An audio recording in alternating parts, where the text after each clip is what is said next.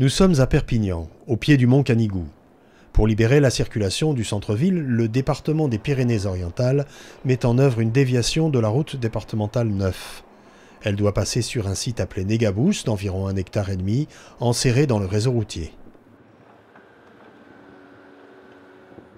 Le diagnostic archéologique révèle les traces de 2 nécropoles. La première avec des vestiges de l'âge du bronze au premier âge du fer, la deuxième de la fin de l'époque romaine. Les archéologues trouvent aussi de nombreuses traces d'agriculture de la fin de la période médiévale. Nous sommes en avril 2008 sur la nécropole protohistorique, au début du chantier de fouilles. Les archéologues vont devoir creuser jusqu'à 80 cm de la surface pour rencontrer les premières traces des sépultures. Dans le Roussillon, ces nécropoles s'organisent en séries de fosses circulaires creusées en pleine terre. Ici, sur le site de Négabous, chose rare, c'est la totalité de la nécropole qui est découverte. Sur les 300 sépultures sont mises au jour des urnes contenant les cendres des défunts, protégées par un couvercle, parfois accompagnées de vases d'offrandes et d'objets personnels. Ces objets témoignent du statut des défunts et d'échanges commerciaux. Prélevés avec précaution, les urnes ainsi que les vases à offrandes sont envoyés au laboratoire. Leur contenu, les cendres et les objets qu'ils recèlent seront étudiés pour avancer dans la connaissance de la vie et des usages des populations de ces nécropoles. La fouille de la nécropole antique va livrer 61 sépultures organisées selon 2 rangées parallèles. Certaines sont constituées de galets liés au mortier, ou bien de tuiles comme les tombes en bâtière.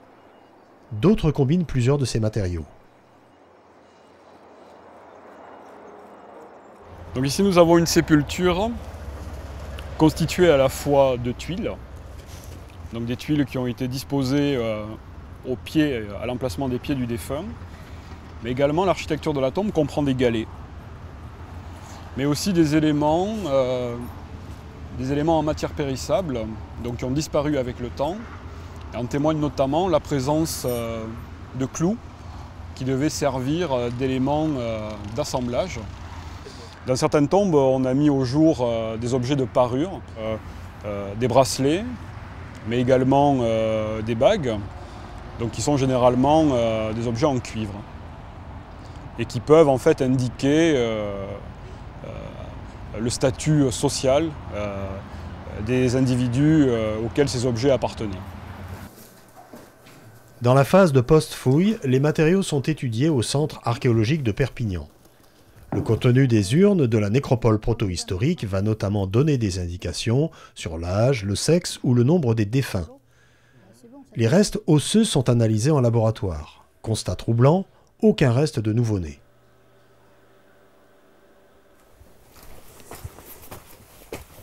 Bernard Dedey a étudié les habitats protohistoriques de la région du Roussillon.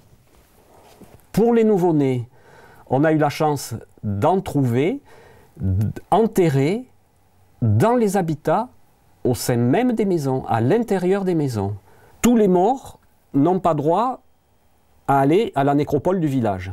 Si ces enfants sont dans l'habitat, dans la maison où ils sont nés, on ne les a pas mis en contact avec la société. Ils ne sont pas encore agrégés à la société.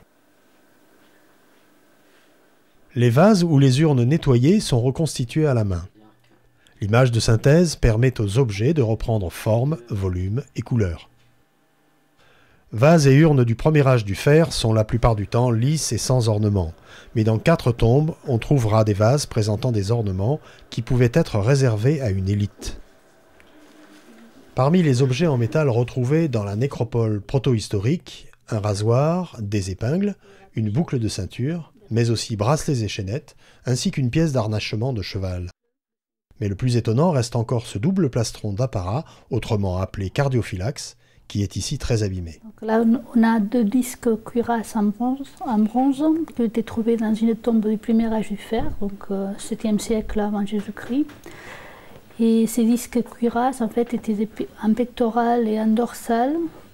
Cet ensemble-là, c'est celui qui se rapproche le plus de l'ensemble trouvé sur la nécropole de Négabous. Et sur un visuel comme celui-ci, c'est plus facile de se représenter la taille déjà du cardio par rapport au reste du guerrier et sa position sur le guerrier. Donc là, c'est à partir de tous ces morceaux-là, j'ai pu reconstituer sa forme, la forme à l'époque où la personne le portait. Une épée en fer a également été découverte, appartenant probablement à un personnage au statut élevé. Sur ces images, on remarque qu'elle a été brisée. Il en est de même pour cette chaînette ou des parures en métal retrouvées dans les tombes protohistoriques. D'après des sources remontant à Hérodote, cette destruction symbolique permet aux morts d'emporter ces objets dans l'au-delà. À savoir que lorsque le corps va être détruit par l'incinération, les objets qui l'accompagnent vont l'être aussi. Ce sont en quelque sorte les doubles de ces objets-là qui vont accompagner le double du mort dans sa nouvelle existence après la cérémonie, après sa mort. Le site de Négabous a livré trace d'un patrimoine exceptionnel. La diffusion des résultats de recherches effectués par les archéologues, les reconstitutions, les vases et les objets découverts sur le site vont maintenant permettre au public de reprendre contact avec son passé.